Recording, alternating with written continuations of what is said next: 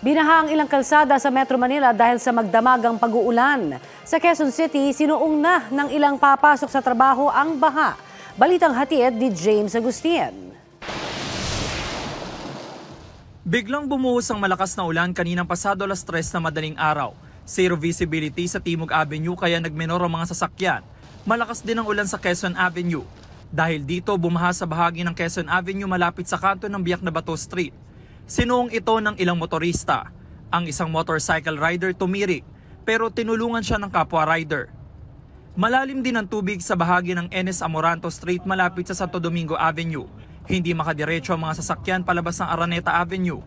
Abot binti ang taas ng tubig sa Banawi Street, corner Enes Amoranto Street. May isang sasakyan na sumubok na makadaan, pero ang ilan bumwelta na lang. May baha rin sa bahagi ng Santo Domingo Avenue na hindi na nadaanan ng mga light vehicle. Sa Calamba Street sa Barangay Santo Domingo, inilipat ng mga residente sa mas mataas na lugar ang kanilang mga sasakyan, kabilang na ang ilang sidecar at jeep. Abot baywang naman ang baha sa Maria Clara Street, corner Don Jose Street. Sa ibang bahagi ng kalsada, tulong-tulong ang mga residente sa pagtatanggal ng mga nakaparada nilang motorsiklo at tricycle. Sa Araneta Avenue, binaha ang ilang bahagi ng kalsada. Sa taas ng tubig, maraming motorista ang bumuelta na lang. Sinuong naman ng mga truck ang baha. Abot binti naman ng tubig sa Caliraya Road sa Barangay Tatalon.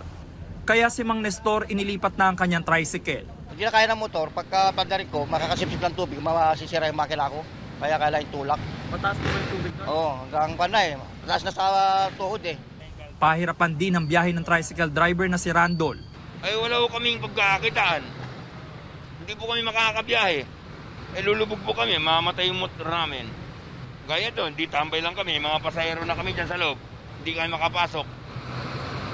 Gaano ba kataas tubig doon? Baka pag magdahan-dahan ka, abutin yung spark plug mo, mamamatay. Si Mar na papasok sa kanyang trabaho, nakasuot na ng bota at naglakad sa baha. Mataas na po. Pero hindi pa amot yung bota.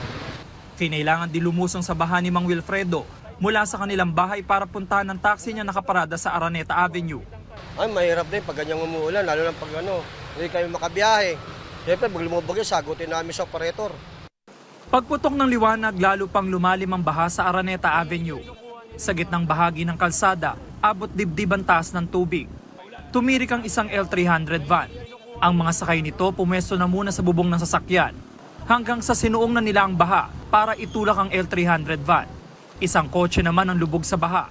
Sa Araneta Avenue, corner Caliraya Road, tiis-tiis sa mga residente sa paglalakad sa abot binti na taas ng tubig. James Agustin, nagbabalita para sa GMA Integrated News. Traffic at pahirapan ang biyahe ng mga motorista sa ilang daan sa Metro Manila dahil sa pagbaha. At may ulat on the spot si Tina Panganiban Perez. Tina? Traffic sa Mabuhay Rotonda pa lang hindi na gumagalaw ang mga sasakyan sa Espanya Boulevard. Ang ilan naghanap ng ibang madaraanan. Wala namang baha o nakabara sa kanto ng Espanya at Blumen Street, pero mula Blumen Street naglagay na ng zipper lane. May tubig sa kanto ng Espanya at Maceda pero hindi naman malalim. Pero sa Kundiman Street at Quinto Street, nasa kalahati na ng gulong ng sasakyan ang baha. Kaya ang ilang motorista, nakamotorsiklo man o nakaapat na gulong, nagdadalawang isip kung tatawid. May ilang rider at driver Rafi na sinuong ang baha.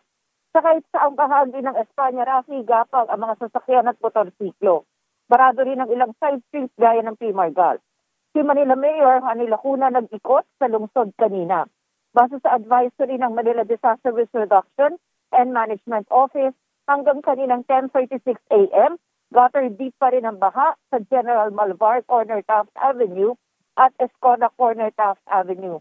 Paalala ng MDRRMO, mag-ingat ang lahat at manatiling nakatutok sa kanilang mga abiso. Baha rin Rafi sa kanto ng Espanya de la Fuente at Espanya Lacson, gayon din sa harap ng UST. Sa ngayon ay makulimlim dito sa Maynila at panaka-naka ang ulan.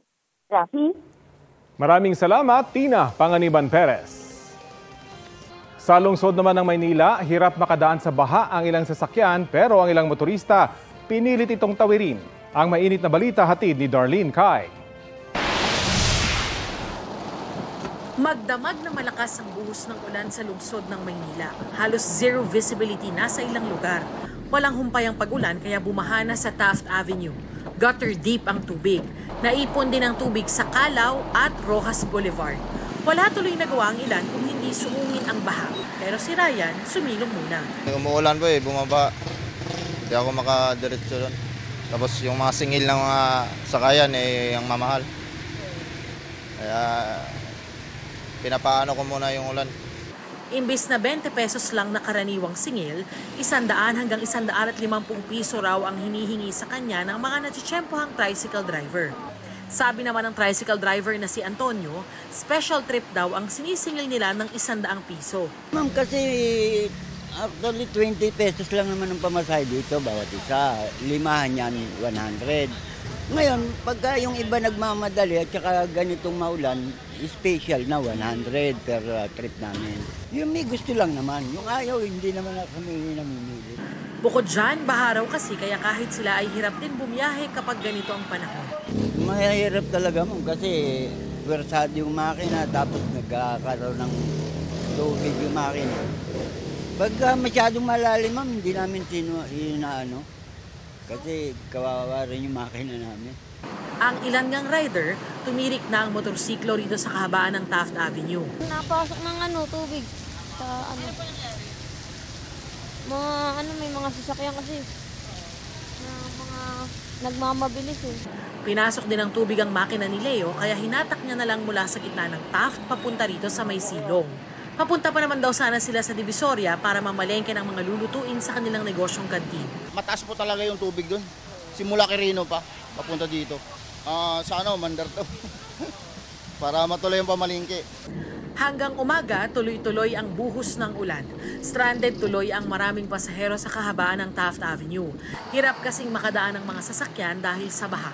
Sinuspende ng Manila LGU ang klase sa lahat ng antas, pati na ang pasok sa Manila City Hall. Puwera na lang sa mga departamentong may kinalaman sa disaster response. Darlene Kai, nagbabalita para sa GMA Integrated News. Update po tayo sa lagay ng ilang pangunahing kalsada sa Metro Manila na binaha dahil po sa malakas na pag-ulan. Nakasala ngayon sa Balitang Hali si MMDA Acting Chairman, Attorney Romando Artes. Maulang umaga, Chairman, at welcome po sa Balitang Hali. Magandang tanghali po, Miss Connie, at sa inyong taga-subaybay. May mga kalsada pa rin hubang hindi madaanan sa ngayon dahil po sa baha. Ang balita natin, meron po daw sa E. Rodriguez, dyan sa may Araneta Avenue intersection. Kanina ay parang half daw ng sasakyan ang baha. Iyan naman po yung lagi pong binabaha dahil yan po ay naapektuhan ng construction. Although meron na pong ginagawang intervention ng DPWH para maayos po yung lugar na yan.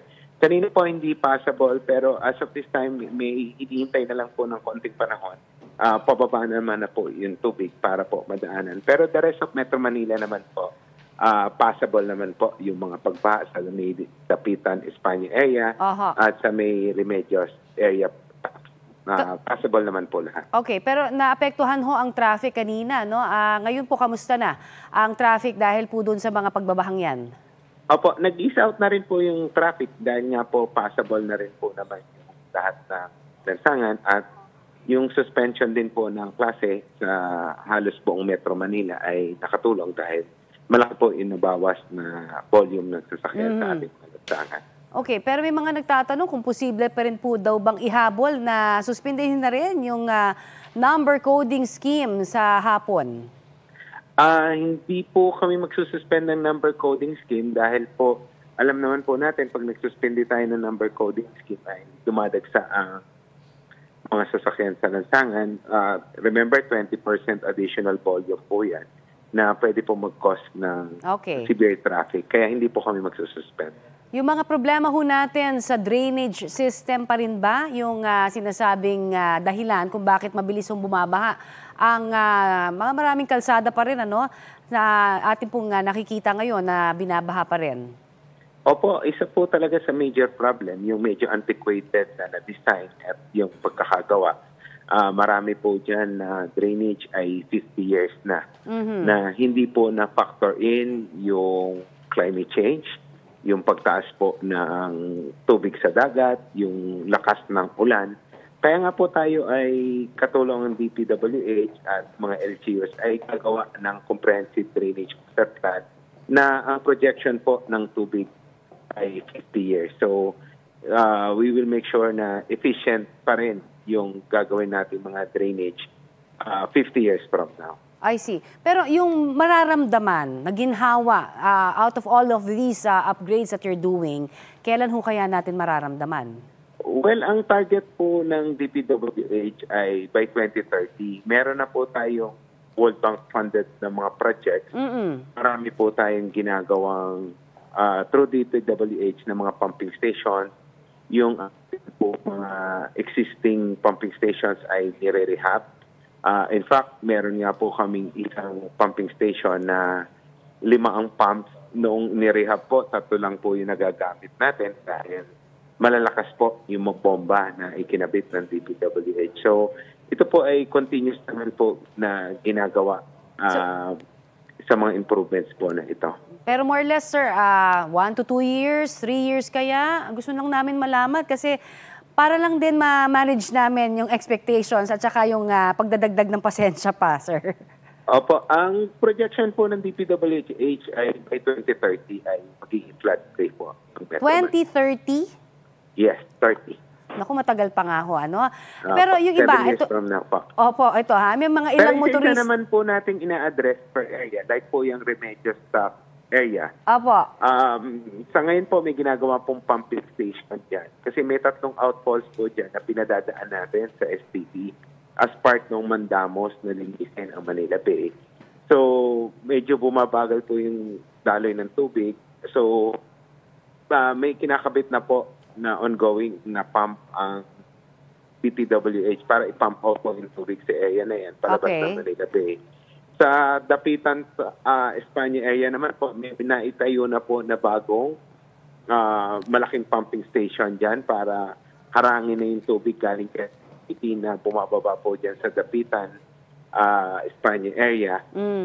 For turnover na po yan sa atin, meron lamang po kami punch list na ibinigay na mga dapat pong i-correct bago po namin i-accept at i-operate yung hopefully, no, yan pong mga yan ay makatulong na kahit paano dun sa sinasabi natin 2030 pa na ginhawang mararamdaman. Yung per area naman po ay atin pong ina-address kasama. Okay po, sige po. Ito na lang, yung mga ilang motorista daw, sinusuong yung mga sasakyan kahit na baha. Sinasabi nung ilan, kaya naman, pero ano ho ang inyong maipapayo kaya? Dapat bang gawin ito? Opo, kami naman po ay sa aming mga advisories ay naglalabas ng payo kung possible pa or hindi at kung gaano kalalim. Opo. So, depende po kung sasakyan, kung mababa or SUV ba. Ma-estimate na po nila yan based doon po sa lalim ng tubig na inilalabas po namin sa ating advisory. So, tingnan din po sana nila yung mga information sa ating social media pages para po makita nila kung kakayanin ng sasakyan nila na tumawid doon sa tubig baha. Okay, sir. Thank you so much para po sa inyong oras na ibinigay sa Balitang Hali. Salamat po at magandang tanghali. Magandang tanghali. Yan po naman si MMDA Acting Chairman, Attorney Romando Artes. Mga kapuso, para sa mga maiinit na balita, mag-subscribe sa GMA Integrated News sa YouTube. Sa mga kapuso abroad, subaybayan niyo po kami sa GMA Pinoy TV at sa www.gmanews.tv.